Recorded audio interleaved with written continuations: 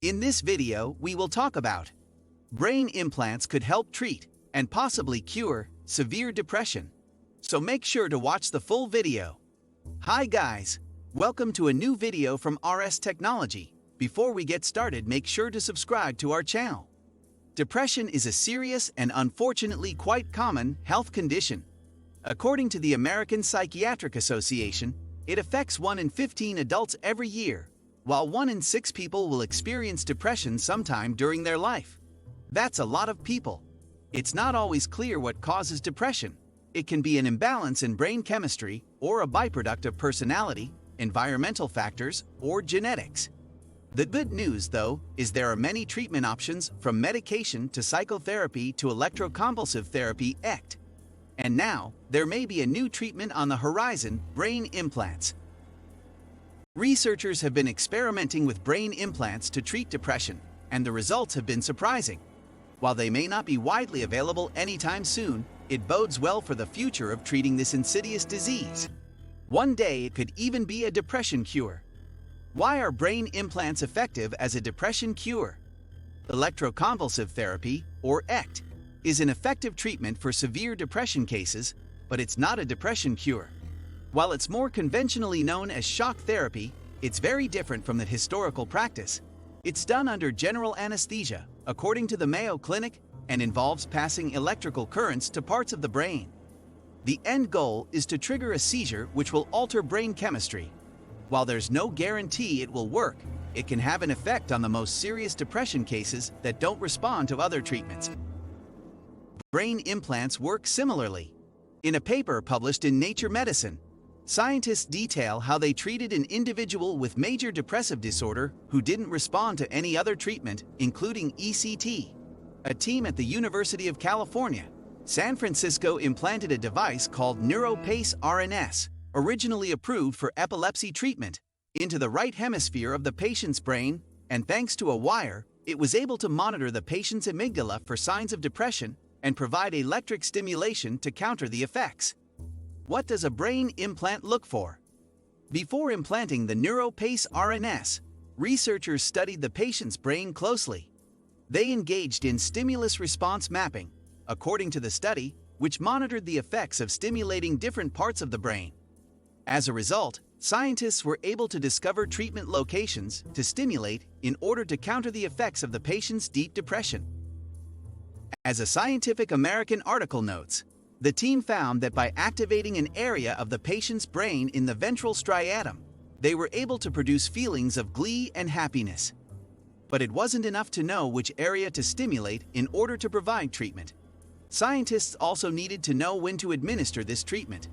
In order to do that, they mapped the patient's brain and found that gamma oscillations in the amygdala were a reliable indicator of when the patient's depression symptoms were about to spike.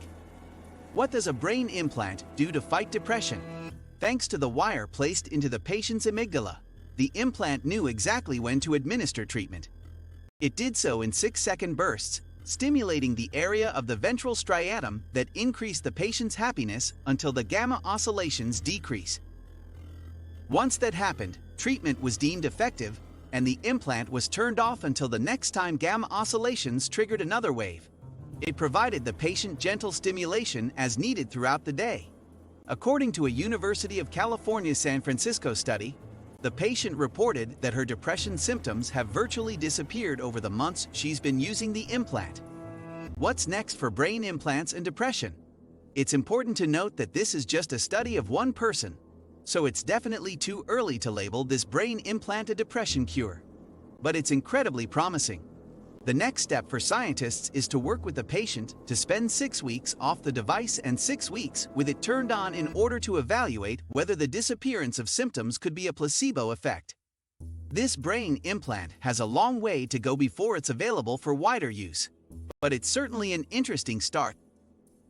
And it might offer people with major depressive disorder a real chance at living a life free from depression symptoms.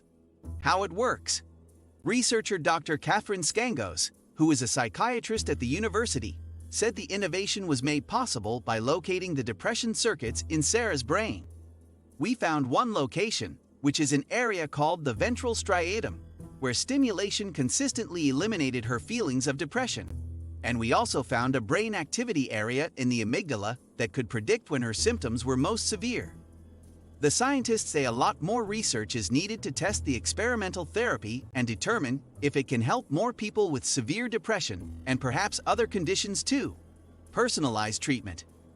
Dr. Skangos, who has enrolled 2 other patients in the trial and hopes to recruit 9 more, said, "We need to look at how these circuits vary across patients and repeat this work multiple times. And we need to see whether an individual's biomarker or brain circuit changes over time as the treatment continues." We didn't know if we were going to be able to treat her depression at all because it was so severe.